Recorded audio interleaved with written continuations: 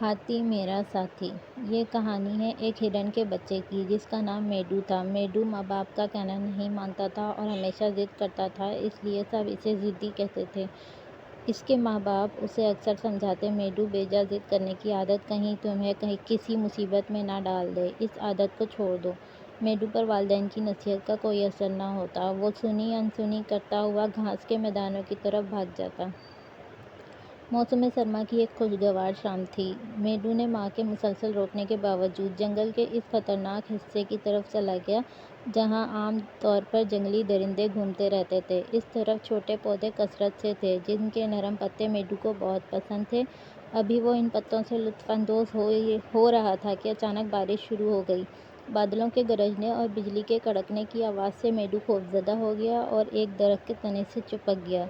بادل خوب برس رہے تھے، کچھ ہی دیر بعد اندھیرا بھی چھا گیا۔ بارش میں بھیگ جانے کی وجہ سے میڈو کو سردی لگ رہی تھی، اسے اپنا گھر اور ماں باپ یاد آ رہے تھے۔ اس نے سوچا اگر کوئی درندہ ادھر آ نکلا تو کیا ہوگا، میں آسانی سے اس کا نوالا بن جاؤں گا۔ آخر میں اس نے ماں کی بات کیوں نہیں مانی، اب وہ پچھتا رہا تھا۔ کئی گھنٹوں کے بعد جب بارش رک گئی تو میڈو گھر کی جانب چل پڑا، لیکن گھپ اندھیرا ہونے کی وجہ سے اس کی سمجھ میں کچھ نہ آیا، راستہ بھٹک گیا تھا۔ کچھ دیر تک جنگل میں بھٹکتے رہنے کے بعد اس نے تلاش ترک کر دی اور رات گزارنے کے لیے گھنی جھاڑیوں کے درمیان دبک کر بیٹھ گیا۔ جنگلی جانوروں کی خوفناک آوازوں سے جنگل گونج رہا تھا اور میڈو پر دہشت طاری تھی۔ رات کسی نہ کسی طرح گزر رہی تھی۔ صبح ہوئی تو میڈو کی جان میں جان آئی اور اس نے اپنے گھر کا راستہ ڈھونڈنا شروع کر دیا۔ وہ کافی دیر تک جنگل میں ادھر ادھر بھٹکتا پھرا لیکن ناکام رہا۔ گھنے جنگل سے گزر کر وہ جھیل کے قریب پہنچا تو ایک شیر کسی طرف سے چھلانگ لگا کر اس کے سامنے آ کھڑا ہوا۔ شیر بھوکا لگ رہا تھا اور میڈو سے مشکل سے 20 فٹ کی دوری پر تھا۔ وہ میڈو کو خوفناک نگاہوں سے گھور رہا تھا، جیسے کہہ رہا ہو مجھ سے بچ کر کہاں جاؤ گے، میں بھوکا ہوں اور تمہارا نرم گوشت یقیناً میری بھوک مٹا دے گا۔ میڈو نے پہلی بار ایک شیر کو اتنے قریب سے دیکھا تھا، خوف کے مارے اس کا برا حال تھا۔ شیر چست لگا کر میڈو کو پکڑنے ہی والا تھا کہ ایک ہاتھی چنگھاڑتا ہوا میڈو اور بھوکے شیر کے درمیان آ گیا۔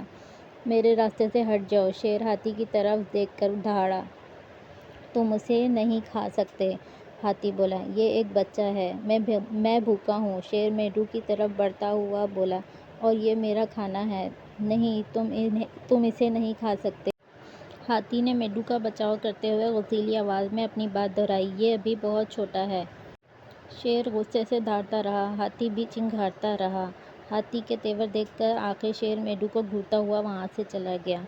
تم یہاں کیا کر رہے تھے ننھے دوست، ہاتھی نے اپنی سونڈ سے میڈو کے سر کو سہلاتے ہوئے پوچھا، کیا تم نہیں جانتے کہ یہاں کتنا خطرہ ہے؟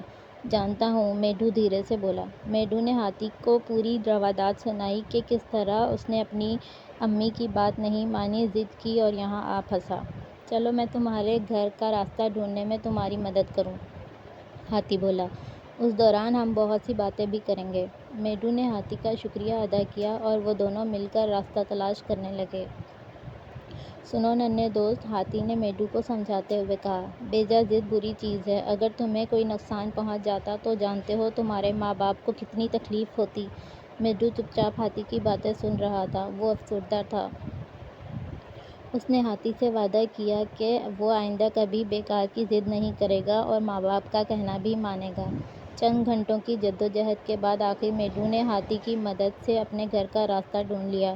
میڈو کے والدین میڈو کو پا کر بہت خوش ہوئے اور اسے حفاظت سے گھر پہنچانے پر مہربان ہاتھی کا تہہ دل سے شکریہ ادا کیا۔